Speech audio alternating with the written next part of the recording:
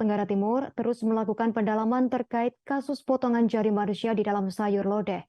Kombes Arya Sandi selaku Kabitumas Polda NTT mengungkapkan jika penyidikan Satreskrim Polres Belu telah membentuk tim khusus untuk kasus tersebut. Meski telah mendapatkan keterangan dari beberapa saksi, namun pihak kepolisian masih belum mendapatkan titik terang. Pihaknya juga telah menerima 3 barang bukti. Sebelumnya diberitakan ada seorang warga yang menemukan potongan jari manusia di di sayur lodeh. Peristiwa itu terjadi di Kabupaten Belu, Nusa Tenggara Timur.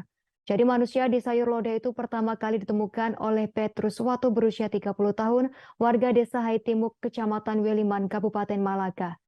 Sayur lodeh tersebut dibeli oleh Dion Klau dan Istofoa di warung makan AL milik IAGD. Atas temuan tersebut, Petrus melaporkan ke Mapolsek Tasifeto Timur.